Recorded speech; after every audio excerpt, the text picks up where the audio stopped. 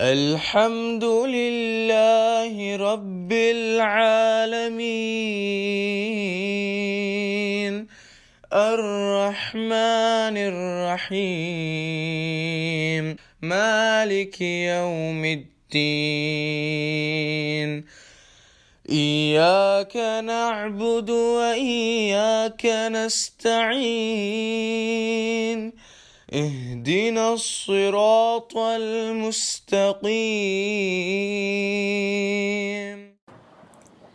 پارہ نمبر 23۔ یہ جو ہم سورہ یاسین کا رکو نمبر 2 پڑھ رہے تھے اسی کا کنٹینیوشن آئے گا کہ وہ جو شخص دوڑتا دوڑتا آیا اور اس نے بھی دعوے کا کام کیا ان لوگوں کو کہ ان کی بات مانو۔ جو شخص دوڑتے ہوئے آیا کہنے لگا میں اس ہستی کی بندگی کیوں نہ کروں، یعنی اس ہستی کی یعنی اللہ کی بندگی کیوں نہ کروں جس نے مجھے پیدا کیا۔ دیکھیں یہ بھی ایک انڈائریکٹ طریقہ ہوتا ہے دعویٰ کرنے کا، اس کی بنسبت کہ تم سب اللہ کی بندگی کرو، یہ بھی ایک طریقہ ہوتا ہے کہ ہم کہیں کہ ہم کیوں نہ کریں جس نے مجھے پیدا کیا، یہ بھی ایک طریقہ ہوتا ہے۔ تو یہ بھی طریقہ بہت بیسٹ طریقہ ہے۔ تو اس نے وہی کہا کہ جس نے مجھے پیدا کیا میں اس کی بندگی کیوں نہ کروں، اگر میں نے اسے چھوڑ دیا تو کون میرے کام آئے گا، میں اپنے رب پر ایمان لے آیا ہوں۔ پھر وہ اللہ کا بندہ شہید کر دیا گیا، کیونکہ یہ جو لوگ تھے، اب دیکھیں تین ان کے پاس رسول آئے، ان کا نہیں سنے، یہ تو نارمل بندہ تھا، عام سا بندہ تھا جو ایمان لایا تھا، تو اس کو تو شہید ہی کر دیا یہ لوگوں نے۔ تو وہ عزت کے ساتھ جنت میں داخل ہوا۔ اب لوگ جو کہتے ہیں برزخ کی زندگی نہیں ہوتی، یہ ایک پروف ہے کہ برزخ کی زندگی ہوتی ہے، قبر میں بھی ایک زندگی ہوتی ہے۔ اس کو جنت میں داخل کیا گیا۔ قوم پر عذاب آیا اور وہ سب کچھ بجھ کر رہ گئے۔ جب قوم سنتی نہیں ہے، ان کو وارننگ آنے کے باوجود تو اس طرح سے حال ہو جاتا ہے۔ افسوس ہے ان کے حال پر کہ انہوں نے ہر پیغمبر کا مذاق اڑایا۔ وہ سب ہلاک ہوئے اور دنیا میں پلٹ کر نہیں آئے۔ جتنے گئے عاد سمود کہاں ہیں؟ ان کی آوازیں کہاں ہیں؟ ان کے تکبر کہاں گئے؟ ان کا سارے محل وغیرہ کہاں ہیں؟ کون رہ رہا ہے اس میں؟ سب کھنڈرات ہی کھنڈرات۔ وہ چاہ کے بھی یہاں پر نہیں آ سکتے۔ ان سب کی پوچھ تاچھ قیامت کے دن اللہ کے سامنے ہوگی۔ پھر رکو نمبر 3 ہے، آیا نمبر 33 سے لے کے 50 تک، جس میں مسئلے توحید کے بارے میں اور منکروں کا کیا انجام ہوگا اس کے بارے میں آتا ہے۔ اللہ کی قدرت کے نشان دیکھو کہ وہ مردہ زمین کو زندہ کر کے اس میں مختلف قسم کے نباتات نکالتا ہے۔ حالانکہ پانی ایک ہی جا رہا ہے لیکن الگ الگ طرح کے پودے اگ رہے جسے تم کھاتے ہو۔ اس نے کھجوروں انگوروں کے باغات اگائے، ٹیسٹ بھی کتنا ڈیفرنٹ ہوتا ہے کھجور اور انگوروں کا، اور شیپ اور الگ الگ، کھجوروں میں بھی ورائٹی، انگوروں میں بھی ورائٹی، اور چشمے جاری کیے۔ یہ سب کچھ کسی انسان کے ہاتھ کا بنایا ہوا نہیں ہے، اللہ کا بنایا ہوا ہے۔ پاک ہے وہ جس نے ہر شے کے، نباتات کے، تمہارے اور ان کے جن کو تم نہیں جانتے سب کے جوڑے بنائے۔ ہمیں تو اتنا پتہ ہے کہ ہمارے جوڑے ہیں، مرد اور عورت، اور کچھ چیزیں پتہ ہے کہ نباتات میں بھی، پلانٹیشن میں بھی، وہ بھی ابھی پتہ ہوا، لیکن اللہ نے پہلے ہی بتا دی۔ پلانٹس میں بھی میل اینڈ فیمیل ہوتے، ہر شے میں جوڑے، جیسے نیگیٹو کا جوڑا پازیٹیو ہے نا، مثبت کا جوڑا منفی ہوتا ہے۔ لیکن اور بھی ایسی کئی چیزیں ہیں جو ابھی تک سائنسدانوں کو بھی پتہ نہیں، ان میں بھی جوڑے اللہ نے رکھ دیے ہیں۔ ویسے دیکھا جائے تو رات اور دن بھی کیا ہے، جوڑے ہی ہے نا، ہر چیز میں اللہ نے جوڑے رکھے، صرف اللہ کا جوڑا نہیں ہے۔ ان کے لیے ہماری قدرت کی ایک نشانی یہ بھی ہے کہ ہم ان سے دن کو ہٹا دیتے ہیں، پھر اندھیرا چھا جاتا ہے۔ یعنی جب دن آتا ہے تو پھر رات نہیں ہوتی، رات آتی ہے تو دن نہیں ہوتا ہے۔ سورج اپنی منزل کی طرف چلتا رہتا ہے، وہ اپنے آپ سے نہیں چل رہا ہے، اللہ کے حکم سے چل رہا ہے۔ کس طرف جانا ہے، کہاں جانا ہے، کیسے جانا ہے، سب اللہ نے اسے آرڈر دی ہوئی ہیں، اس حساب سے وہ چل رہا ہے اس کا سسٹم۔ پھر چاند کی منزلیں مقرر کی۔ آج کل دیکھیں چاند کو، خاص طور سے عید کے ایک دن پہلے ہم دیکھتے ہیں صرف، اور رمضان کے ایک دن پہلے دیکھتے ہیں۔ بہرحال اس پہ غور کیا کریں کہ چاند کے جو منزلیں ہیں وہ بھی اللہ نے مقرر کی ہوئی ہیں۔ چاند کی منزلیں کیسی ہوتی ہے؟ ایک وقت وہ ایسا ہو جاتا ہے کہ کھجور کی جو سوکھی شاخ ہوتی ہے نا، اس کی مانند ہو جاتا ہے، وہ ویسے رہ جاتا ہے۔ اور نہ سورج کے بس میں یہ ہے کہ وہ چاند کو جا پکڑے، اور نہ رات دن پر سبقت لے جا سکتی ہیں۔ سب اپنے اپنے دائرے میں سفر کر رہے ہیں، کوئی ایک دوسرے سے ٹکرا نہیں رہا ہے۔ بھری ہوئی کشتی کو دیکھ لو، جب بھری ہوئی کشتی ہوتی ہے کبھی ہمیں ڈر لگتا ہے کہ کہیں یہ ڈوب نہ جائے، انہیں ہم چاہیں تو غرق کر دیں، پھر کسی کو کوئی فریاد نہ سنی جا سکے، یعنی کسی کی فریاد اس وقت سنی ہی نہ جا سکے۔ اگر اللہ چاہے غرق کرنا تو اس پر بھی غور کیا کریں۔ اور آگے فرمایا ان کو برے کاموں کے انجام سے ڈرایا جاتا ہے تو یہ سنی انسنی کر دیتے ہیں، انجان بن جاتے ہیں کہ ہم نے کچھ سنا ہی نہیں۔ کہا جاتا ہے کہ اللہ کے دیے ہوئے میں سے خرچ کرو، تو کیا کہتے ہیں کیا ہم ان کو کھلائیں جنہیں اللہ چاہتا تو خود کھلا دیتا؟ کتنی بدتمیزی سے بات کرتے ہیں لوگ۔ ان کی گرفت کا وقت مقرر ہے، اس وقت ایسے اچانک ڈر لیے جائیں گے کہ وصیت بھی نہ کر سکیں گے، کیونکہ اکثر کیا ہوتا ہے جب انسان مرنے کے قریب ہوتا ہے تو چاہتا ہے کچھ نہ کچھ وصیت کر کے جائے، وہ بھی ٹائم نہیں دیا جائے گا، اور نہ وہ اپنے گھر والوں کی طرف جا سکیں گے، وہ بھی نہیں چانس۔ پھر رکو نمبر 4 ہے، آیا نمبر 51 سے لے کے 67 تک، جس میں اہل جنت اور دوزخیوں کے حالات جو ہیں اس کے بارے میں آتا ہے۔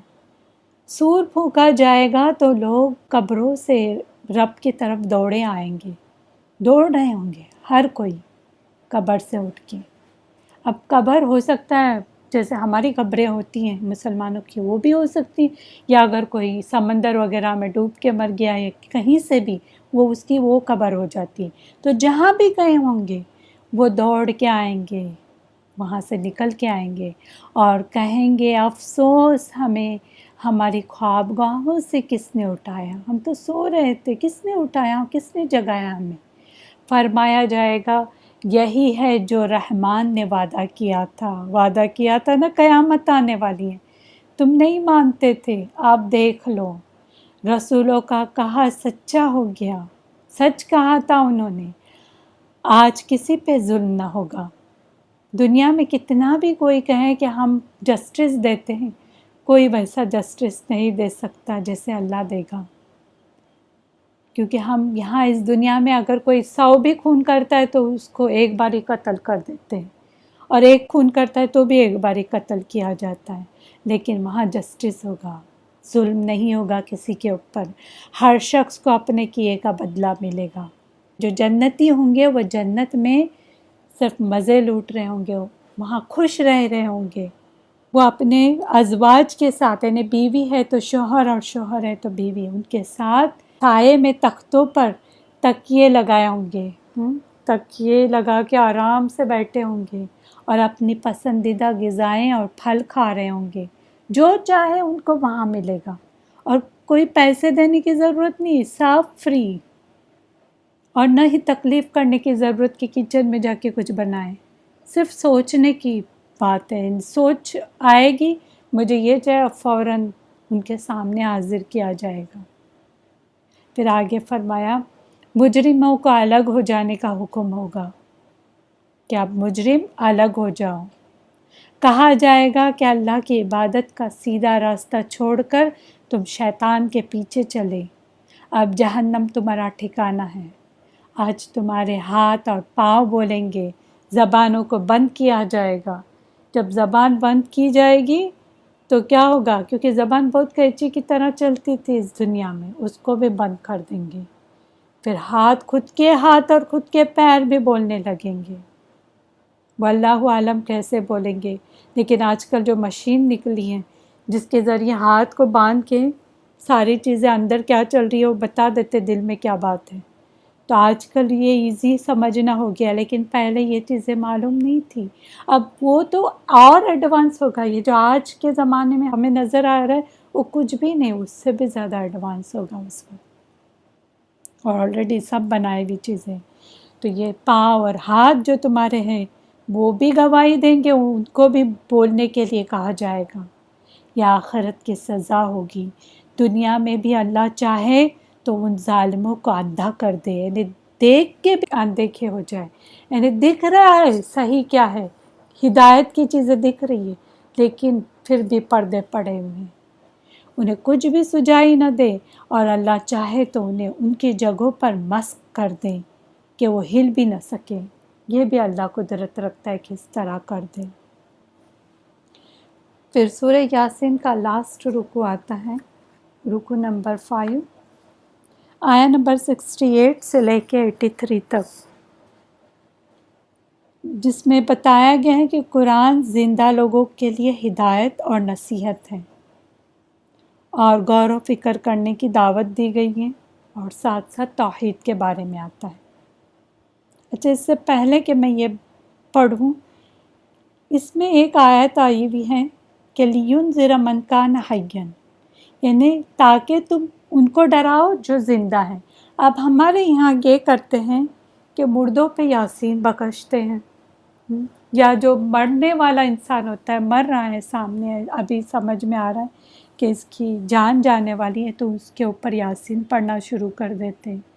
حالانکہ یاسین کے اندر ہی بتایا گیا ہے یہ جو رسول بھیجے گئے ہیں، اور یہ جو قرآن، خاص طور سے قرآن کے بارے میں، اس سے پہلے والی آیت آئے گی جس میں بتایا گیا کہ یہ قرآن کے بارے میں ہے، اور قرآن اس لیے آیا ہوا ہے تاکہ زندوں کو ڈرائے، نہ کہ مردوں کو ڈرائے. اوکے، تو یہ جو فضیلتیں بتائی جاتی ہیں، یاسین اتنے بار بخشو مردوں کے اوپر، اور جو مر رہا ہے ان کے سامنے یاسین پڑھو، یہ سارے جو حدیثیں ہیں کوئی بھی صحیح حدیث سے ثابت نہیں ہے. جس کو ہم لمبی عمر دیتے ہیں اس کو اوندھا کر دیتے ہیں. دیکھیے، جس کی لمبی سے لمبی عمر ہوتی ہے تو سب پہ بوجھ ہو جاتے ہیں. وہ ایسے لوگوں کو آپ نے دیکھے ہوں گے کہ بہت لمبی عمریں، 100 سے زیادہ، اور اس کے بعد سب تکلیف میں گھر والے بھی ویٹ کرتے ہیں کہ کب جائیں گے اور ہم اس سے چھٹکارا پائیں گے. تو لمبی عمر بھی کبھی کبھی بھاری پڑ جاتی ہے، اور لمبی عمر میں انسان ہوشیار بھی رہتا ہے تو بھی وہ کچھ نہیں یاد رکھتا ہے، یعنی بالکل بچہ بن جاتا ہے. تو ان کو اوندھا کر دیتے ہیں. کیا اس سے انہیں عقل نہیں آتی؟ یہ دیکھیں، یہ بڑی نشانی ہے تمہارے لیے. پھر آگے فرمایا، ہم نے آپ کو شعر نہیں سکھایا، کیونکہ کچھ لوگ کیا کہتے تھے کہ آپ صلی اللہ علیہ وسلم شاعر ہیں. آپ صلی اللہ علیہ وسلم نے ان کی زندگی میں کبھی شاعری کہی ہی نہیں تھی، ان کو شاعری بولنے ہی نہیں آتی تھی، تو شاعری ویسے بھی سکھائی نہیں گئی تھی، نہ آپ کے لیے مناسب تھا کہ شاعری کہیں. آپ پر قرآن نازل ہوا ہے جو زندوں کے لیے نصیحت ہے.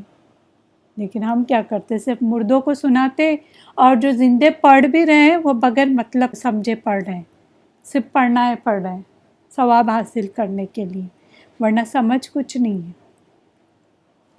بہرحال آگے فرمایا، لوگ غور نہیں کرتے کہ ہم نے ان کے لیے مویشی پیدا کیے، کیٹلز پیدا کیے، مویشیوں کو ان کے تابع کر دیا، جیسے چاہے ان کے ساتھ کام لیتے، کبھی دودھ نکال رہے، کبھی ان کو ہی کھا رہے، تو اپنے تابع کر دیے. ان میں ان کے لیے طرح طرح کے فائدے ہیں، مگر یہ لوگ اللہ کے سوا اوروں کو نفع اور نقصان پہنچانے والا خیال کرتے ہیں. ان کو لگتا ہے کہ اللہ نہیں بلکہ کوئی اور دے رہا ہے. آپ ان کے بارے میں غم نہ کریں. یہ کہتے ہیں کہ مرنے کے بعد کون زندہ کرے گا؟ کہہ دو، وہی جس نے تم کو پہلی بار پیدا کیا تھا وہی زندہ کرے گا. پھر آگے فرمایا، جو سبز درخت یعنی گرین درخت سے आग पैदा कर देता है वो ज़िंदा करेगा, जिससे तुम अपने यानी जो ग्रीन दरख्त होते हैं वो कुछ दरख्त ऐसे थे जिनको रगड़ने से वो आग पैदा करते थे, तो जिससे तुम अपने चूल्हे जलाते हो, यानी वो चूल्हे जलाने का काम करते थे, आग यूज़ करते थे। वो 2 दरख्त को जब रब करते थे, रगड़ते थे, तो उससे आग निकलती थी और वो यूज़ करते थे उसके लिए एज अ चूल्हे वगैरह जलाने के लिए। तो उसी ने पैदा किया ये जो दरख्त, सब्ज़ दरख्त जिससे तुम आग पैदा करते हो, जो तुम्हारे चूल्हे जलाती हैं।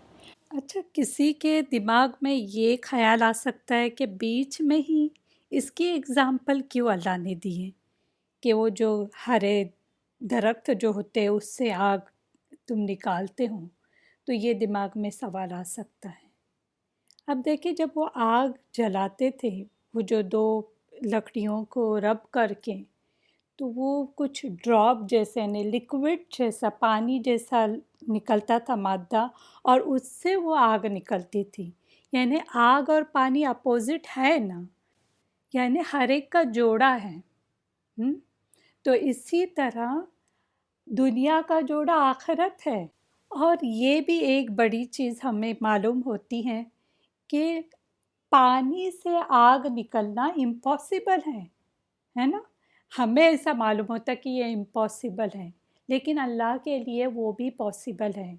तुम खुद उस पानी से क्या बना रहे हो? आग बना रहे हो ना, बिल्कुल अपोजिट चीज़ बना रहे हो। तो अल्लाह के लिए ये भी मुश्किल नहीं कि तुमको दोबारा वो ज़िंदा कर सके। अल्लाह के लिए हर चीज़ आसान है। पहली बार पैदा करने वाला दूसरी बार क्यों नहीं पैदा कर सकता? पहले तुम थे ही क्या चीज़ थे? तुमको पैदा किया ना, तो दूसरी बार पैदा करना क्या मुश्किल है, बड़ी बात है। उसका काम तो ये है कि जिसको वो हुक्म दे, कुन हो जा, तो हो जाता है। सिर्फ बोलने की देरी हो, कुन करके। पाक है वो ज़ात जिसके हाथ में हर शय का इक़्तिदार है और सबको उसी की तरफ पलटना है। ये बात कोई ना भूले कि एक दिन हम सबको उसी की तरफ जाना है। यहाँ पर हमारे सूरह यासीन कंप्लीट हो गई, अल्हम्दुलिल्लाह। नेक्स्ट सूरह साफ़ात आती हैं। ये सूरह नंबर 37 है और यहाँ सूरह साफ़ात से 6ठी मंजिल शुरू होती है। इसमें रुकू 5 है और आयात 182 आते हैं। साफ़ात का क्या मतलब है? सफ़ बांधने वाले, सफ़ से हैं, सफ़ बांधते ना नमाज के लिए, जो खड़े होते जमात के साथ, तो सफ़ बांधी जाती है ना, उसको कहते हैं। ये जो सूरत है उसकी शुरुआत में ही वस्साफ़ाति सफ़ा करके आया हुआ, तो साफ़ात पहला ही वर्ड आया हुआ, वस्साफ़ाति, तो इसी वजह से ये सूरह का नाम साफ़ात है।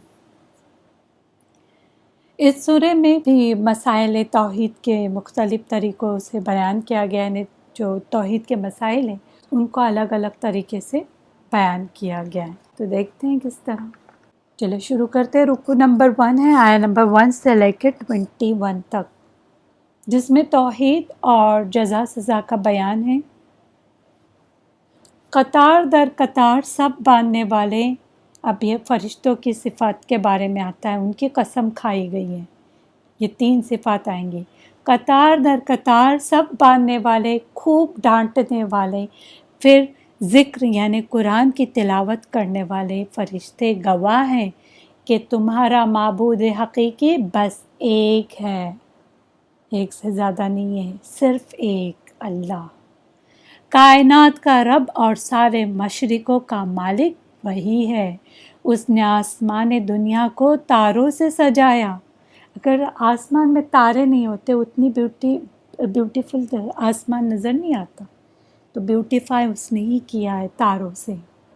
हमारे घर में कभी कभी ये होता है कि तारे नकली लाके ऊपर के छत पे लगा देते हैं, ताकि वो छत हमारी सोने के बाद भी हम ऊपर देख के खुश होते रहें।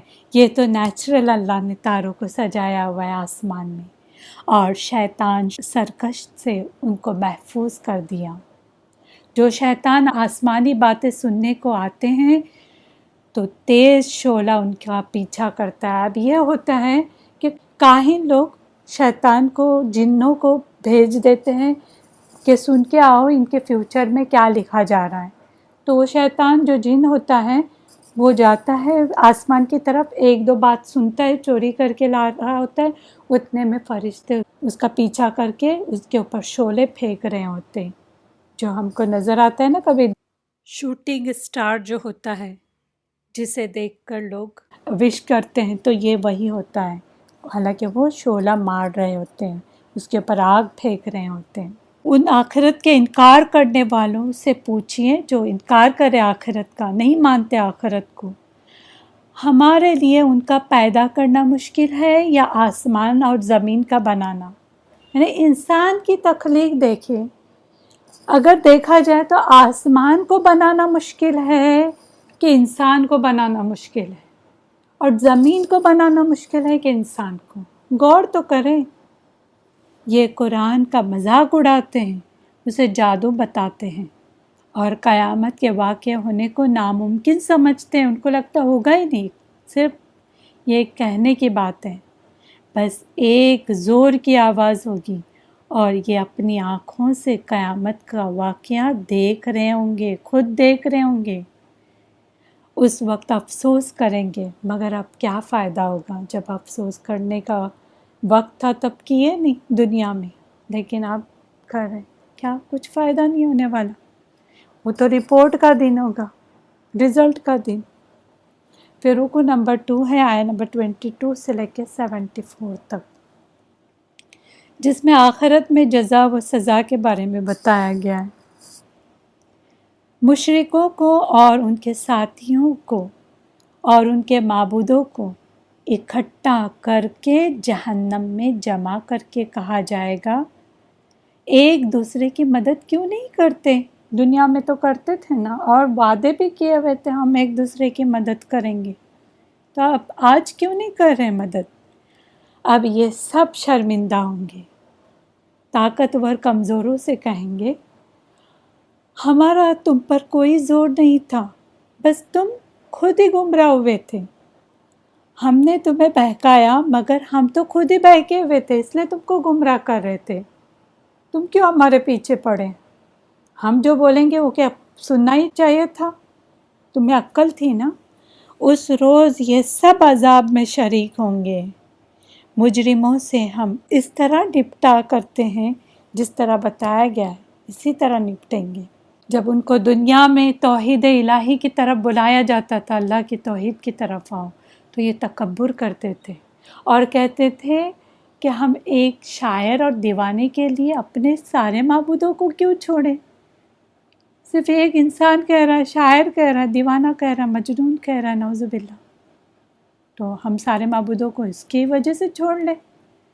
लो अब आखिरत में अजाब का मज़ा चखो, जो ये तुम बोलते थे ना, अब अच्छा मज़ा चखना होगा। आज सिर्फ अल्लाह के चुने हुए बंदे बचेंगे, वो जन्नत में खुश होंगे, एक दूसरे को मुबारकबाद कहेंगे और ख़याल करेंगे। उस वक्त उनको एक बात याद आएगी। क्या याद आएगी? कि हमारा एक साथी था दुनिया में, वो यहाँ नज़र नहीं आ रहा है। अब हमें पता है वो क्यों नज़र नहीं आ रहा है। वो क़यामत का इनकार करता था मेरा साथी। तुम देखना चाहते हो उसको झांक के? आज दिखाई नहीं दे रहा है, लेकिन हम झांक के देखेंगे, तो वो झांक कर देखेंगे तो वो दोज़ख में पड़ा होगा, वो साथी जो इनकार करता था। उस वक्त जन्नती रब का शुक्र करेंगे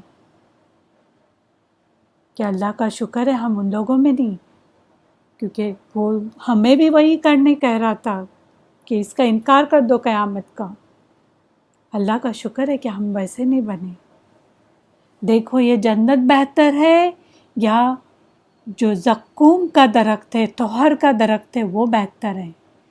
ज़क्कूम का दरख्त जो कांटेदार होगा, जायके में कड़वा होगा और उसकी बू नागवार होगी, जो जहन्नम के तह से निकल रहा होगा, बिल्कुल नीचे से जहन्नम के निकल रहा होगा वो दरख्त। दोज़खी उससे पेट भरेंगे, उनको जब भूख लगेगी तो उस दरख्त को दिया जाएगा खाने के लिए कि ये खाओ, ये तुम्हारा खाना है। कांटेदार दरख्त, कड़वा दरख्त, ڈسگسٹنگ اس کی بو، پاس نہیں لی جاتی، ایسی گندی بو. اوپر سے کھولتا ہوا پانی پئیں گے، بوائلنگ واٹر. تھوڑا گرم پانی پی کے دیکھے کیسا ہوتا ہے ہمارا حال. زبان جل جاتی ہے، 2 دن تو سونی پڑ جاتی ہے. کھولتا ہوا پانی پئیں گے، پیاس لگی ہے کھولتا ہوا گرم پانی، بھوک لگی ہے زقوم کا درخت. یہ تھے اپنے باپ دادا کے پیچھے چلنے والے. آج کہتے ہیں نا ہمارے جو باپ دادا کرتے تھے ہم وہی کریں گے. تو لو اب بھگتو. یہ ایمان نہیں لائے تھے، حالانکہ پہلے کافر قوموں کا انجام سن چکے تھے، ان کو بتایا گیا تھا ایسا ایسا ان کے ساتھ ہوا تھا، پھر بھی ہٹ دھرم نہیں آئے باز اس سے. رکو نمبر 3 ہے آیت نمبر 75 سے لے کے 113 تک، جس میں نوح علیہ السلام اور حضرت ابراہیم علیہ السلام اور اسماعیل علیہ السلام کی مثالی قربانی کے بارے میں. نوح علیہ السلام نے ہمیں پکارا، ہم نے ان کی خوب سنی. سلام ہو نوح علیہ السلام پر، ہم نے اسے اور اس کے خاندان کو بچا لیا اور اس کی نسل کو باقی رکھا. کیونکہ نوح علیہ السلام کے ساتھ جتنے لوگ کشتی پہ سوار ہوئے تھے سب کو بچا لیا گیا، اور ہم بھی انہی کی اولاد میں سے ہیں. باقی سارے کافر مار دیے گئے، مر گئے، سب کے سب تباہ ہو گئے تھے، کوئی بھی ایک بھی کافر بچا نہیں تھا. اسی لیے نوح علیہ السلام کو آدم ثانی کہا جاتا ہے. بعد کی نسلوں میں اس کی یاد باقی رکھی، آج بھی یاد کرتے ہیں نوح علیہ السلام کو. اور اس کے دشمن غرق ہوئے. انہی کے نقش قدم پر چلنے والے ابراہیم علیہ السلام تھے، جنہوں نے قوم کو شرک سے روکا. وہ نہ مانے تو ان کے بتوں کو توڑ دیا. قوم نے ابراہیم علیہ السلام کو آگ میں ڈالا تو ہم نے کافروں کو ذلیل کر دیا. پھر ابراہیم علیہ السلام نے ہجرت فرمائی اور ہم نے انہیں ایک حلیم بیٹے کی خوشخبری دی، یعنی اسماعیل علیہ السلام. بچہ بڑا ہوا تو ابراہیم علیہ السلام نے خواب میں دیکھا کہ وہ اسے ذبح کر رہے ہیں. بچے کو خواب سنایا. اب بچہ بھی دیکھیں دوڑنے کی عمر کو پہنچا ہوا تھا، اتنا چھوٹا بچہ. اسے پتا تھا میرا باپ نبی ہے اور نبی کا خواب سچا ہوتا ہے. تو جب بچے کو خواب سنایا تو اس نے کہا جو حکم ملا ہے اسے پورا کیجیے ابا جان، جو کہا گیا ویسے ہی کرو، مجھے ذبح کر دو، میں صبر کروں گا. کیسا بچہ تھا، کیسی تربیت کی تھی. ابراہیم علیہ السلام نے بیٹے کو ماتھے کے بل گرا دیا. کتنا کٹھن وقت ہوگا، کتنا مشکل وقت ہوگا کہ کوئی باپ اپنے بیٹے کو ذبح کرنے لے کے جائے. تو ہم نے کہا ابراہیم تو نے خواب سچا کر دکھایا. یہ واقعی بڑی آزمائش تھی، بہت بڑی آزمائش، اگر کہا جائے تو بہت بڑی آزمائش تھی کہ اپنے ہی بیٹے کو قتل کرنا، اپنے ہی بیٹے کو ذبح کرنا. سلام ہو ابراہیم علیہ السلام پر. پھر ہم نے ان کو اسحاق اور یعقوب علیہ السلام عطا فرمائے، یعنی اسحاق علیہ السلام کے بیٹے پھر یعقوب علیہ السلام. پھر رکو نمبر 4 ہے آیت نمبر 114 سے لے کے 138 تک، جس میں حضرت موسیٰ علیہ السلام اور ہارون علیہ السلام کی جو کامیابی ان کے بارے میں بھی ہے، پھر الیاس علیہ السلام اور لوط علیہ السلام کے بارے میں بھی آتا ہے. ہم نے موسیٰ علیہ السلام اور ہارون علیہ السلام پر احسان فرمایا، انہیں بڑے مصیبت سے نجات دی، فرعون سے نجات ملی تھی نا. انہیں کتاب بخشی، سیدھا راستہ دکھایا، آنے والی نسلوں میں ان کا ذکر خیر چھوڑا. سلام ہو موسیٰ علیہ السلام اور ہارون علیہ السلام پر. پھر الیاس علیہ السلام بھی پیغمبر تھے. انہوں نے قوم سے فرمایا کہ تم اللہ کو چھوڑ کر بال کی پوجا کرتے ہو. بال ایک ان کی مورتی تھی، اس کی وہ لوگ پوجا کرتے تھے. الیاس علیہ السلام کی جو قوم تھی، دیکھیں الگ الگ نام رکھے ہوئے تھے ہر مورتیوں کی. انہوں نے قوم نے جھٹلایا. قوم نے جب جھٹلا دیا تو کیا ہوا، وہ اللہ کے عذاب میں گرفتار ہو گئے. الیاس علیہ السلام کی قوم. سلام ہو الیاس علیہ السلام پر. پھر لوط علیہ السلام بھی پیغمبر تھے، ہم نے ان کو ان کی بیوی کے علاوہ ان کے اہل کو بچا لیا اور ان کے دشمنوں کو تباہ و برباد کر دیا۔ پھر سورہ صافات کا لاسٹ رکوع آتا ہے، رکوع نمبر 5، آیہ نمبر 139 سے لے کے 182 تک، جس میں حضرت یونس علیہ السلام اور ساتھ ساتھ توحید پرستوں کی جو کامیابی ہے اس کے بارے میں آتا ہے۔ یونس علیہ السلام بھی رسول تھے، وہ بھری ہوئی کشتی کی طرف دوڑے۔ اب دیکھیں یونس علیہ السلام کو اللہ کی طرف سے حکم نہیں آیا تھا کہ اس بستی سے نکل جاؤ۔ جب اللہ کا حکم نہ آئے تو کوئی بھی رسول ہو اسے اس بستی سے نکلنے کا حق نہیں ہوتا ہے۔ جیسے آپ صلی اللہ علیہ وسلم کو جب ہجرت کا حکم آیا تب انہوں نے ہجرت کی، لیکن یہ جو قوم تھی یونس علیہ السلام کی، وہ ماننے تیار نہیں تھی، جھٹلا رہی تھی، تو بیزار آ کر اللہ کے حکم آنے سے پہلے یہ اس قوم سے نکل گئے۔ اگر رسول اتنی سی بھی چھوٹی غلطی کرتا ہے، حالانکہ یہ اگر غلطی عام انسان کرے تو وہ پکڑ میں نہیں آتی، لیکن رسول یہ غلطی کرے تو بہت بڑی پکڑ ہوتی ہے اس کی۔ تو ان کو اس سزا کے طور پہ کیا ہوا، وہ بھری ہوئی کشتی کی طرف دوڑے۔ اب بھری ہوئی کشتی سے ایک انسان کو نیچے اتارنا تھا، اس لیے کیا کیے، قرعہ اندازی کیے، دیکھتے ہیں کہ کون اس میں سے انسان ہے جس کو ہم کشتی سے نکال دیں۔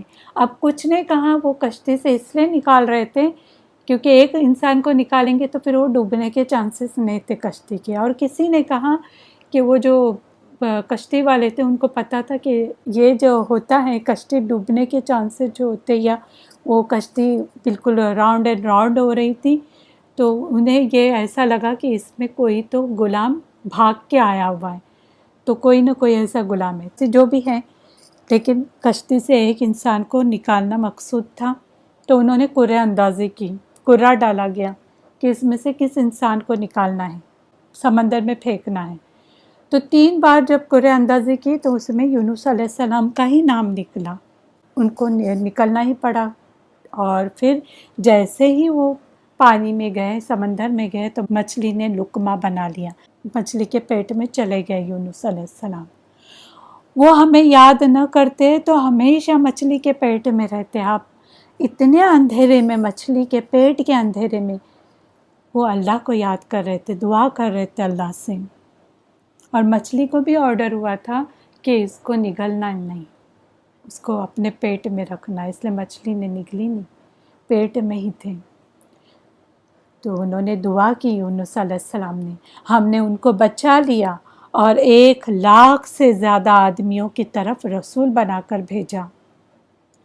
یہ مشرک فرشتوں کو اللہ کی بیٹیاں کہتے تھے۔ وہ کہتے تھے کہ یہ جو فرشتے جو ہیں نعوذ باللہ اللہ کی بیٹیاں ہیں، اتنے بدتمیز تھے یہ لوگ۔ تو ان کو کوئی اور بدتمیزی سے پوچھتا تو پھر اس کی ماں کون ہے؟ اگر یہ بیٹیاں ہیں تو ماں بھی ہونی چاہیے، تو نعوذ باللہ کہتے تھے کہ یہ جن ہے نا وہ ان کی ماں ہے۔ یعنی آگے آئے گا کہ انہوں نے، اب دیکھیں آگے کیا آتا ہے، انہوں نے کتنا غلط فیصلہ کیا، اللہ اور جنوں کے درمیان رشتہ داری قائم کر دی۔ کتنا بڑا یہ فیصلہ، انہوں نے کتنی بڑی بات کہی۔ یہ اللہ ان کے ہر شرک سے پاک ہے۔ یہ مشرک اور ان کے معبود صرف اسی کو گمراہ کر سکتے ہیں جو دوزخ کا ایندھن بننے والے ہیں۔ یاد رکھو یہ بات طے ہو چکی ہے کہ رسولوں کی مدد کی جائے گی اور ہمارا لشکر ہی غالب آئے گا۔ ان کو ان لوگوں کے حال پر چھوڑ دو جو بول رہے ہیں، ان کو چھوڑ دو، اگنور کرتے رہو اور انتظار کریں کہ عذاب کے طالب ہیں۔ جب عذاب آئے گا تو ان کا حال برا ہوگا۔ تیرے رب ان باتوں سے پاک ہے جو یہ کہہ رہے ہیں۔ جنوں سے رشتہ لگا دیا انہوں نے، نعوذ باللہ۔ رسولوں پر سلام ہو اور تمام تعریفیں اللہ کے لیے ہیں۔ یہاں پر ہماری سورہ صافات کمپلیٹ ہو گئی الحمدللہ۔ پھر سورہ صاد آتی ہے، یہ سورہ نمبر 38 ہے، اس میں 5 رکوع ہے اور 88 آیات۔ صاد یہ بھی حروف مقطعات میں سے ہیں۔ جیسے الف لام میم یاسین صاد، پہلی آیت آتی ہے صاد کر کے، اس لیے اس سورہ کا نام صاد ہے۔ پہلی قوموں کا تذکرہ کہ ان کی تباہی کا سبب جو تھا، مین سبب نفس کی پیروی تھی، وہ بتایا گیا ہے صورت میں۔ اور اس ضمن میں الگ الگ جو انبیاء کرام آئے تھے اور ان کی جو قوم تھی، اس کا بھی ذکر اس صورت میں ملتا ہے۔ چلیے شروع کرتے ہیں۔ رکو نمبر 1 ہے آیا نمبر 1 سے لے کے 14 تک، جس میں بتایا گیا کہ قرآن جیسی کتاب نصیحت کے منکر، یعنی قرآن کا انکار کرنے والوں کے بارے میں آتا ہے۔ نصیحت بھرے قرآن کی قسم، یہ کافر سخت تکبر اور ضد میں مبتلا ہیں۔ انہیں یاد نہیں کہ ان سے پہلے کتنے ہی کافر اللہ کے عذاب کی گرفت میں آئے تو بہت چیخے، مگر بچنے کا وقت نکل چکا تھا۔ آج کے منکروں کو تعجب ہے کہ ان کے پاس ایک ڈرانے والا انہی میں سے کیسے آ گیا، انسانی کیسے، انہی لوگوں میں سے کیسے آیا۔ یہ کہتے ہیں کہ معاذ اللہ یہ جادوگر ہے، جھوٹا ہے، اس نے اتنے سارے خداؤں کی جگہ بس ایک معبود بنا لیا ہے۔ ہمارے اتنے سارے خدا ہیں اور یہ کہتا ہے ایک ہی معبود ہے۔ ان کے بڑے کہنے لگے کہ جاؤ اور اپنے معبودوں پر ڈٹے رہو، بھلا ہم میں سے اسی کو نبی بننا تھا اور کوئی نہیں ملا کہ یہی نبی بن کے آ گیا۔ دراصل یہ لوگ قرآن کے بارے میں شک میں مبتلا ہیں۔ انہوں نے میرے عذاب کا ذائقہ نہیں چکھا، انہیں ابھی تک گئے نہیں نا، جہنم دیکھی نہیں، اس لیے بڑی بڑی باتیں کرتے ہیں اس طرح کی۔ کیا ان کے پاس تیرے رب کی رحمت کے خزانے ہیں جو ایسی بات کر رہے ہیں؟ کیا زمین اور آسمان کی حکومت ان کے پاس ہے؟ اگر ایسا ہے تو ان کو آسمان کی بلندیوں پر چڑھنا چاہیے۔ یہ تو چند آدمی ہیں جو یہاں ہی شکست کھانے والے ہیں۔ ان سے پہلے جو قوم ہوئی تھی، قوم نوح، قوم عاد، قوم فرعون، پھر سمود، پھر قوم لوط، قوم شعیب، ان سبوں نے رسولوں کو جھٹلایا تھا تو ذلیل ہو گئے۔ یہ تو بڑی بڑی قومیں تھیں، تم سے بھی بڑے قوم تھی، یہ جماعتیں بڑی بڑی تھیں ان کی، اور ویسے بھی طاقت میں بھی مضبوط تھے تم سے۔ پھر رکو نمبر 2 ہے آیا نمبر 15 سے لے کے 26 تک، جس میں کافروں کے رویوں پر صبر کریں یہ بتایا گیا ہے، اور ساتھ ساتھ حضرت داؤد علیہ السلام کی زندگی کی مثال۔ یہ عذاب کے طلبگار ہیں، مگر جب عذاب آئے گا، جو منکر ہے قرآن کا انکار کرنے والے، وہ عذاب مانگ رہے ہیں، لیکن جب عذاب آئے گا تو ان کو بالکل مہلت نہیں دی جائے گی، مہلت نہیں ملے گی۔ آپ ان کی باتوں پر صبر کریں، جو بول رہے ہیں صبر کرتے رہیں۔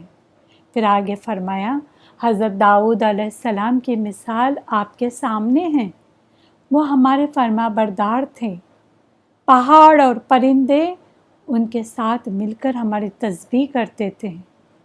ہم نے انہیں مضبوط حکمت اور دانائی اور فیصلہ کن بات کہنے کی صلاحیت بھی دی تھی، بہت وزڈم تھی ان کے پاس، وائس تھے، اللہ نے عطا کی تھی۔ ان کے پاس ایک مقدمے کے 2 فریق دیوار چڑھ کر بالا خانے یا محل میں گھس آئے۔ کچھ انہوں نے مقدمہ لایا ہوا تھا تو اس کا فیصلہ ان سے کرانے کے لیے یہ 2 فریق جو تھے، 2 شخص، وہ آئے اور بولے کہ ہمارا فیصلہ کر دو۔ حضرت داؤد علیہ السلام گھبرا گئے، کیونکہ ایک تو ایک سیکیورٹی باہر تھی، پھر بھی وہ کیسے اندر آ گئے۔ اب کچھ نے کہا یہ فرشتے تھے، کچھ نے کچھ اور باتیں کہیں، جو بھی ہے بہرحال حضرت داؤد علیہ السلام گھبرا گئے۔ تو ان دونوں نے عرض کیا کہ ہم 2 فریق ہیں، ہم دونوں کے درمیان تو فیصلہ کر دو۔ ایک کہنے لگا کہ یہ میرا بھائی ہے، اس کے پاس 99 دمبیاں ہیں، جو شپ ہے وہ اس کے پاس 99 شپ ہیں، میرے پاس 1 دمبی ہے بس۔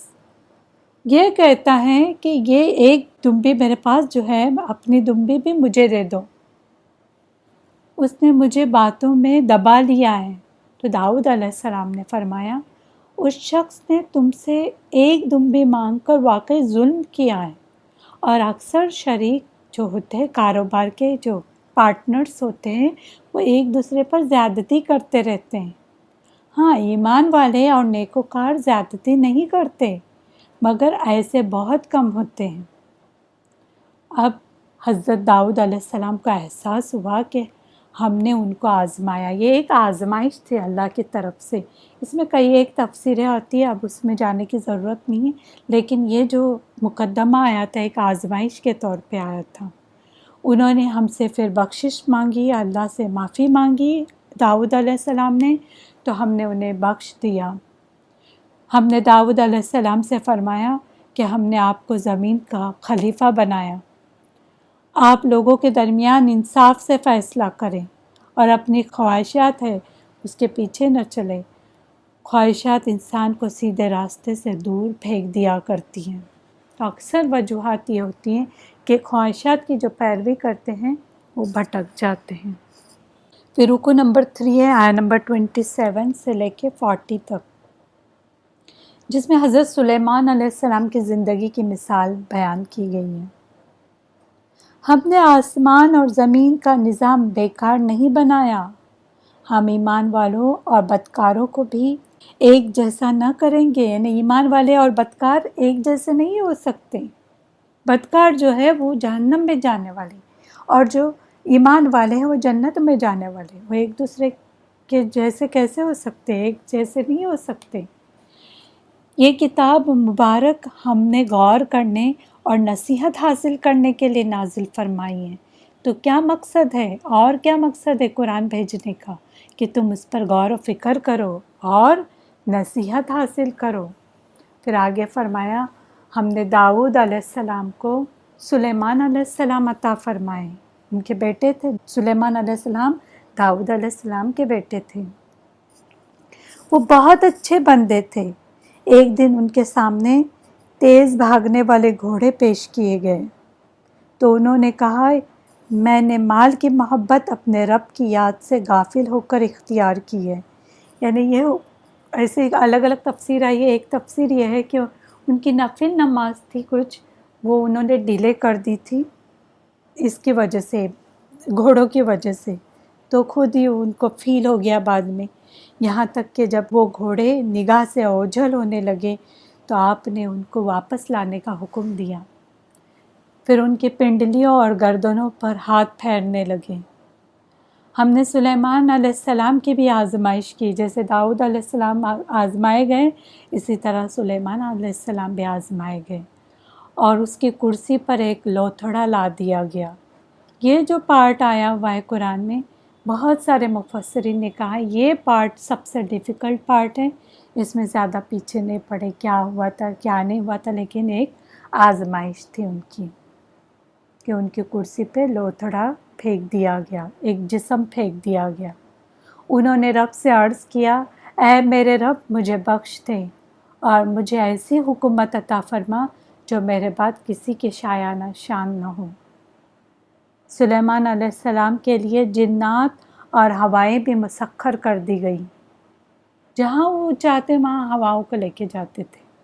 اور سلیمان علیہ السلام جنات کو جو کام دیتے تھے وہ جنات وہ کام کرتے تھے، بڑے بڑے کام کرتے تھے، بڑی بڑی عمارتیں بنانا اور بھی کئی چیزیں۔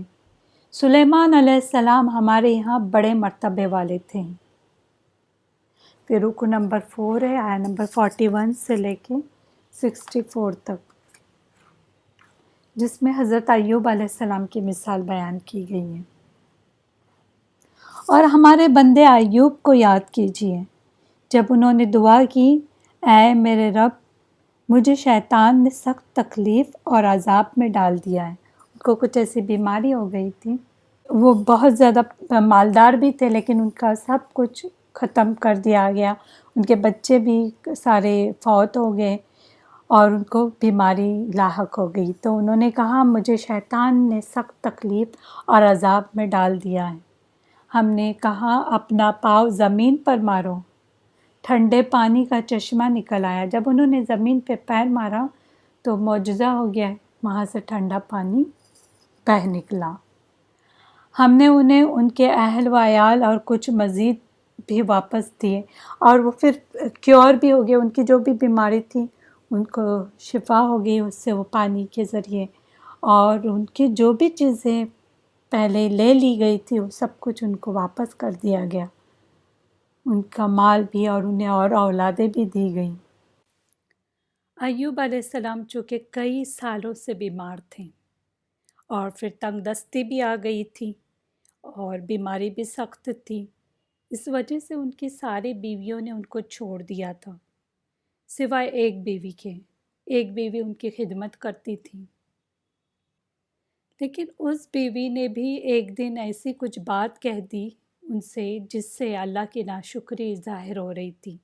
اسی لیے ایوب علیہ السلام نے غصے میں یہ کہہ دیا کہ جب میں تندرست ہو جاؤں گا، صحت مند ہو جاؤں گا، تب میں تمہیں سزا کے طور پر 100 لکڑیاں ماروں گا، یہ انہوں نے کہا تھا۔ اسی لیے جب وہ صحت یاب ہو گئے تو آگے فرمایا گیا، ہم نے کہا تنکوں کا مٹھا لے کر مارو، تو اب کہا گیا قسم نہ توڑو، تم ایک کام کرو، تنکا جو ہوتا ہے کتنا ہلکا ہوتا ہے نا تنکا، اس کا مٹھا باندھو، گٹی باندھو اور اس سے مارو اسے۔ ہم نے ایوب کو صابر پایا، صبر کرنے والا، بہت زیادہ صبر کرنے والا۔ کہتے کہ جب دعا کرنا ہوتا ہے اللہ ہمیں صبر دے، اے اللہ ہمیں ایوب علیہ السلام کی طرح صبر عطا کر، کہ یہ بہت صابر تھے، یہ اتنی ساری تکلیفوں کے باوجود انہوں نے صبر کیا۔ وہ بڑے اچھے بندے تھے۔ ابراہیم، اسحاق، یعقوب، اسماعیل، یسع اور ذوالکفل علیہم السلام سب نیک کردار تھے۔ ان پرہیزگاروں کے لیے جنت کے دروازے کھلے ہوں گے، اور ان کے ساتھ شرم و حیا والی ہم عمر عورتیں ہوں گی، ان کی بیویاں ہوں گی۔ ہمارا رزق کبھی ختم نہ ہونے والا ہوگا، مگر سرکشوں کا حال بہت برا ہوگا، وہ جہنم میں ہوں گے۔ گرم پانی اور پیپ یعنی زخموں کا دھواں جو ہوتا ہے، پیپ پینے کو ملے گا۔ سوچے پیپ کوئی پی سکتا ہے، لیکن اتنے پیاسے ہوں گے کہ وہ بھی پینے تیار ہوں گے۔ وہ اپنے بعد آنے والوں پر لعنت بھیجیں گے، بعد میں آنے والے پہلوں کو برا کہیں گے، ایک دوسرے کے لیے بد دعا کرنے لگیں گے اور کہیں گے کہ دنیا میں جنہیں ہم برا سمجھتے تھے وہ آج دکھائی نہیں دیتے، وہ کہاں ہیں؟ پھر رکو نمبر 5 ہے، آیات نمبر 65 سے لے کے 88 تک، کہ سورہ صاد کا لاسٹ رکو آتا ہے۔ اس میں قصے آدم علیہ السلام اور ابلیس، یعنی ابلیس اور آدم علیہ السلام کا جو قصہ ہے وہ آیا ہے۔ آپ اعلان کر دیں میں تو ڈرانے والا ہوں، اللہ کے سوا کوئی معبود نہیں، وہ زمین اور آسمان کا رب ہے۔ قیامت ایک بڑی خبر ہے جس سے یہ منہ موڑ رہے ہیں، وہ نہیں مانتے۔ ملائل اعلیٰ، انہیں جو اوپر کی جو مجلسیں ہیں اس کی باتوں کا مجھے علم نہیں، مجھے نہیں پتا کیا ہے وہاں پر، کیا فیصلے ہو رہے۔ میرا ذریعہ علم تو وہی ہے، وہی آتی ہے میرے اوپر، وہی نازل ہو رہی ہے۔ اللہ تعالیٰ نے فرمایا فرشتوں، آگے اب اسٹوری شروع ہو رہی ہے، فرشتوں میں مٹی سے انسان بنا رہا ہوں، جب اس کی تخلیق ہو جائے اور اس میں روح پھونکی جائے تو تم اسے سجدہ کرنا، یعنی آدم علیہ السلام کو۔ سارے فرشتے اللہ کے حکم سے سجدے میں گر پڑے، مگر ابلیس اکڑ گیا، کہنے لگا میں اس سے بہتر ہوں کیونکہ میں آگ سے بنا ہوں، تو نے مجھے آگ سے پیدا کیا اور اس کو تو مٹی سے بنایا۔ اللہ نے فرمایا یہاں سے نکل جا، تم مردود ہے۔ اس نے قیامت تک کے لیے مہلت مانگی تو اللہ نے اسے مہلت دے دی، جا تجھے مہلت ملی ہے، جتنا بہکا سکے بہکا دے۔ اس نے کہا میں تیرے چنے ہوئے بندوں کے سوا سب کو گمراہ کروں گا، جتنے لوگ ہیں ان کو گمراہ کروں گا۔ اللہ نے فرمایا میں ان سب کو جہنم میں بھر دوں گا۔ آپ فرما دیجئے یہ قرآن تو تمام جہانوں کے لیے نصیحت ہے، میں تم سے کوئی اجر نہیں مانگتا ہوں، تھوڑی مدت ہی گزرے گی کہ تمہیں اس کا حال معلوم ہو جائے گا۔ الحمدللہ یہاں پر ہماری سورہ صاد کمپلیٹ ہوئی۔ نیکسٹ سورہ آ رہی ہے سورہ زمر۔ سورہ زمر یہ سورہ نمبر 39 آتی ہے اور اس میں 8 رکوع ہے، آیات 75 ہیں۔ الزمر کا مطلب کیا ہوتا ہے؟ گروہ، ٹولیاں جو ہوتی ہے، جماعتیں، اس کو کہتے ہیں زمر۔ رکوع 8 میں آیت نمبر 71 اور 73 میں چونکہ زمرہ کر کے ورڈ آیا ہوا ہے، اسی لیے اس سورہ کا نام الزمر ہے۔ اس سورت کا جو عنوان ہے وہ یہ ہے کہ اخلاص فی العبادہ، یعنی عبادت میں اخلاص، عبادت اخلاص کے ساتھ کی جائے، اور اللہ کے انعامات حاصل کرنے کے لیے ضروری ہے کہ بندے کا سر اس کی بارگاہ میں ہمیشہ جھکا رہے۔ اور کیا چیز ہے اس سورہ میں؟ اخلاص کے ساتھ اس کی عبادت کی جائے، یہ مین ٹاپک آئے گا اس سورہ کے اندر۔ تو اخلاص اخلاص اخلاص کی بات آئے گی سورہ زمر میں۔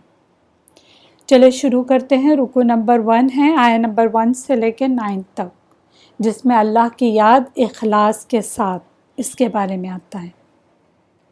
اللہ عزیز و حکیم نے یہ کتاب حق کے ساتھ آپ صلی اللہ علیہ وسلم پر اتاری ہے۔ لازم ہے کہ لوگ خالص اللہ واحد کی عبادت کریں، یعنی اس کے ساتھ کسی کو شریک نہ ٹھہرائیں۔ جو لوگ دوسرے معبودوں کو اللہ کا قرب کا ذریعہ بنائے بیٹھے ہیں، اللہ ان کے درمیان قیامت کے دن فیصلہ کرے گا۔ کیونکہ کچھ لوگ کیا کہتے ہیں، ہم دوسرے معبود یا دوسرے جو شریک بنائے ہوئے ہیں ان کے ذریعے ہمارا جو رب ہے وہ ہمارے قریب ہوتا ہے اور وہ لوگ ہماری سفارش کریں گے۔ تو یہی بتایا جا رہا ہے جو یہ بات کرتے ہیں ان کے درمیان اللہ قیامت کے دن فیصلہ فرمائے گا۔ جھوٹے اور ناشکرے ہدایت نہیں پائیں گے۔ اللہ تعالیٰ اپنی مخلوق میں سے اولاد بنانے سے بالکل پاک ہے۔ جو لوگ کہتے ہیں کہ اللہ نے نعوذ باللہ اولاد بنا رکھی ہے، ساری کائنات پر اس کا اختیار ہے۔ یہ نظام اللہ تعالیٰ نے انتہائی حکمت کے ساتھ قائم کیا ہے۔ رات اور دن کا آنا جانا، سورج اور چاند کی گردش اسی کے حکم سے ہے۔ اسی نے انسان کو اور اسی نے مویشی جو ہوتے کیٹلز، اس کے 8 جوڑے بنائے۔ اب دیکھیں اس کے بارے میں، جیسے اونٹ، گائے، بھیڑ اور بکری، یہ کتنی ہیں؟ 4 قسم ہیں، اور اس کی نر مادہ ملا کے کتنے ہوتے ہیں؟ 8 جوڑے۔ تو یہ اہل عرب کیا کرتے تھے؟ ان کو پالتے تھے، اور انہیں نے کیا کیا ہوا تھا؟ شرکیہ رسمیں ایجاد کی ہوئی تھی کہ یہ عورتوں کے لیے یا مردوں کے لیے ہیں، پھر مردہ رہا تو یہ کریں گے۔ تو شرکیہ رسمیں انہوں نے ایجاد کی ہوئی تھی۔ اور آج ہمارے یہاں کیا کرتے ہیں؟ جانوروں کا جو دودھ ہوتا ہے نا، وہ مزاروں پہ چڑھاتے ہیں۔ تو وہی آج بھی وہی کر رہا ہے انسان، لیکن طریقے الگ الگ انہوں نے اپنائے ہوئے ہیں۔ ویسے بھی قرآن ہر ایک کے لیے، قیامت تک کے لوگوں کے لیے۔ تو یہ جو 8 جوڑے تم نے شرکیات جو رسمیں تیار کی ہوئی ہیں، ان کو بھی 8 جوڑوں کو بھی اللہ نے ہی پیدا کیا، اس میں وہ شریک نہیں ہے۔ اور آگے فرمایا، اور اسی نے تمہاری ضروریات کے سامان جو بھی ہے وہ اس کا انتظام فرمایا۔ اسی نے ماؤں کے پیٹوں میں 3 تاریک پردوں کے اندر انسان کی پرورش فرمائی۔ اگر بچے کو ہی دیکھا جائے ماں کے پیٹ میں 3 پردوں میں کیسا رہتا ہے؟ پہلے تو ماں کا پیٹ، یہ پہلا پردہ، پھر ماں کا جو رحم ہوتا ہے، اونب ہوتا ہے، وہ سیکنڈ پردہ، اور رحم کے اندر ایک جھلی جیسی ہوتی ہے، پردہ جیسا ہوتا ہے، وہ 3rd پردہ۔ اور یہ اللہ نے کب بتائے تھے؟ سائنٹسٹ کو اب پتہ چل رہا ہے۔ یہ ایمبریولوجی جو ہے ریسنٹلی 40 ایئرس اور میگزیمم 50 ایئرس سے ڈیولپ ہوئی، تب یہ سائنسدانوں کو پتہ چلا، لیکن اللہ نے 1500 سال پہلے ہی بتا دیا کہ یہ جو بچہ پیٹ میں ہوتا ہے 3 اندھیروں میں، 3 پردوں میں پل رہا تھا۔ اور اسی وجہ سے کچھ سائنٹسٹ نے اسلام بھی ایکسیپٹ کیا کہ یہ کیسے پتہ تھا، یہ رب ہی بتا سکتا ہے۔ اور آپ صلی اللہ علیہ وسلم چونکہ لکھے پڑھے نہیں تھے اور انہیں یہ چیز معلوم تھی، تو انہوں نے اسلام بھی ایکسیپٹ کیا۔ کئی چیزیں ایسی تھیں قرآن میں جس کی وجہ سے وہ ایکسیپٹ کیے۔ پھر فرمایا وہ کسی کی بندگی اور شکر گزاری کا محتاج نہیں ہے. اگر تم شکر گزار نہیں بنتے ہیں تو اسے کوئی پرواہ نہیں ہے، تم مت بنو، لیکن تمہارا ہی نقصان ہے، بلکہ لوگ ہی اس کے محتاج ہیں. کیونکہ جب شکر کرتے ہیں ہم، کوئی چیز کوئی نعمت ہمیں ملتی ہے، ہم شکر گزاری ادا کرتے ہیں تو اللہ اس بندے کو وہی چیز یا اس سے اچھی چیز اور ادا کرتا ہے. لیکن ہوتا یہ ہے کہ جب کوئی نعمت ملتی ہے تو ہم شکر کرنا بھول جاتے ہیں، ہمیں ایون شکرانہ سجدہ بھی نصیب نہیں ہوتا، وہ بھی ہم بھول جاتے ہیں. تو اللہ ہمارے شکر گزاری کا محتاج نہیں ہے، ہم اس کے محتاج ہیں. سبھی کو اسی کے پاس جانا، یہ یاد رکھیں. اور آگے فرمایا، بہت بڑی بات ہے آگے کی، وَلَا تَزِرُ وَازِرَةُ وِزْرَ أُخْرَىٰ، کوئی کسی کا بوجھ نہیں اٹھائے گا. جو اپنا بوجھ اٹھائے گا، جو بھی اچھا کیا ہوگا وہ اس کے لیے اچھا ہے، جو برا کیا ہوگا وہ اپنا بوجھ اٹھائے گا. پھر آگے فرمایا، مشرکوں پر کوئی مصیبت آئے تو رب کو پکارتے ہیں، اور جب مصیبت دور ہو جائے تو رب کو اس طرح بھولتے ہیں گویا کبھی کوئی واسطہ ہی نہیں تھا اللہ سے، کبھی پکارا ہی نہیں تھا. لیکن مصیبت میں گڑ گڑا کے دعا کریں گے، نفلیں بھی پڑھیں گے، لیکن ایک بار وہ مصیبت ٹل جاتی ہیں تو ایسے ہو جاتے جیسے کبھی انہوں نے پکارا ہی نہ ہو. دوسری طرف وہ نیکوکار ہیں جو رات کی تنہائی میں کھڑے رہتے، تہجد گزار رہیں گے اور سجدے کرتے ہیں، آخرت سے ڈرتے ہیں اور اپنے رب کی رحمت کے امیدوار ہیں. وہ امید رکھتے ہیں اللہ ہم پہ رحم کرے گا، اگر مصیبت بھی آئی تو ایک دن ٹلنے والی ہے، اللہ ہماری مدد کرے گا. اور آگے فرمایا، هل يستوي الذين يعلمون والذين لا يعلمون، کیا جو علم رکھتے ہیں اور جو نہیں رکھتے دونوں برابر ہو سکتے ہیں؟ یعنی حقیقت کو جاننے والے اور حقیقت کا انکار کرنے والے یا نہ جاننے والے ایک جیسے کبھی نہیں ہو سکتے. عالم اور جاہل برابر نہیں ہو سکتے. پھر رکو نمبر 2 ہے، آیا نمبر 10 سے لے کے 21 تک، جس میں عبادت میں اخلاص کے بارے میں بتایا گیا ہے. دیکھیں یہ سورہ ہے ہی اخلاص کے بارے میں. ہم عبادت کرتے ہیں لیکن خالص ہماری نیت نہیں ہوتی تو اس کو خالص کرے، اللہ کے رضا کے لیے کرے، بوجھ اتارنے کے لیے نہیں کہ نماز ادا کرنی ہے اس لیے ادا کرنی ہے، بلکہ نیت خالص ہو، اللہ کے لیے ہو. آپ میرے ان بندوں کو بتلا دیں جو ایمان لائے، جنہوں نے پرہیزگاری اختیار کی اور نیک عمل کیے، کہ ان کے لیے اس دنیا میں بھی بھلائی ہے اور اللہ کی زمین وسیع ہے. ان صابر بندوں کو، صبر کرنے والے بندوں کو بے حساب رزق دیا جائے گا. اور آپ اعلان کر دے کہ میں تو خالص اپنے رب کی عبادت کروں گا. مجھے حکم دیا گیا ہے کہ میں اول مسلم بنوں، میں اسی کا فرما بردار ہوں. اور آگے فرمایا، مشرکوں نے بہت گھاٹے کا سودا کیا ہے اور اپنا سب کچھ ڈبو دیا. کتنی بھی وہ اچھے کام کرے، کتنے بھی اچھے کام کرے، ہم سے زیادہ اچھے کام کریں، پھر بھی ملٹیپلائی بائی 0. اس دنیا میں جو بھی وہ کریں گے ان کو اس دنیا میں دیا جائے گا. کبھی ہم پوچھتے ہیں کہ دیکھو یہ مشرک رہ کے، کافر رہ کے ان کو اللہ اتنا کچھ دے رہا ہے، اس لیے کہ انہوں نے کچھ اپنی زندگی میں کچھ اچھا کام کیا، اس لیے دنیا میں اللہ انہیں دے دیتا ہے، کیونکہ اللہ کسی سے بے انصافی نہیں کرتا، اس لیے اللہ اس دنیا میں دیتا ہے، لیکن آخرت میں اس کو کوئی نہیں ملے گا، کچھ بھی حصہ نہیں ملے گا.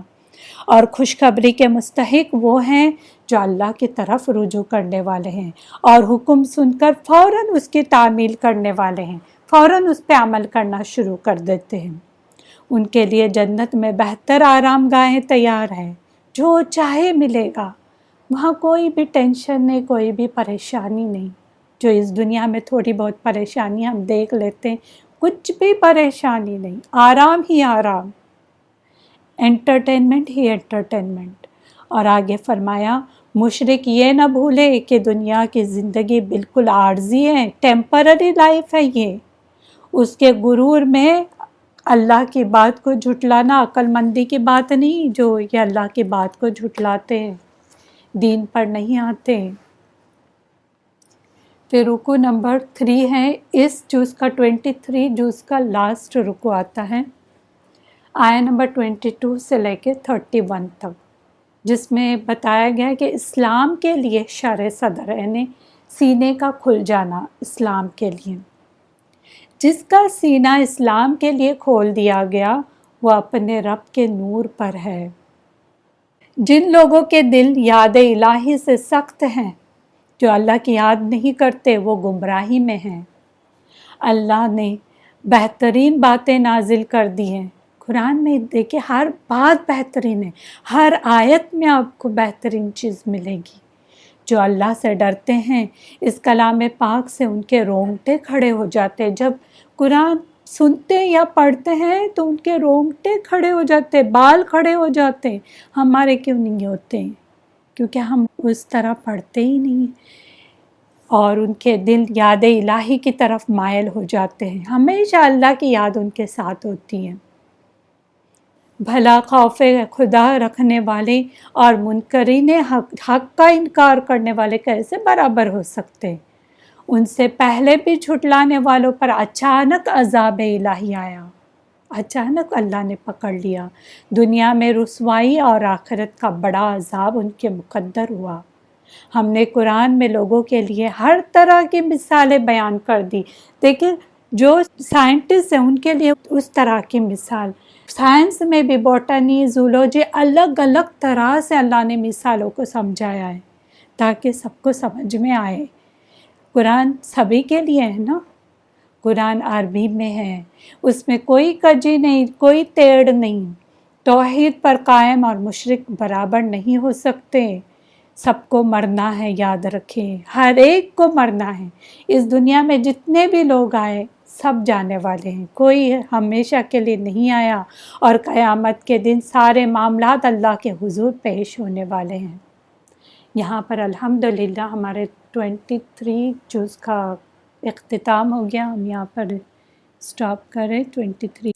الحمدللہ رب العالمین۔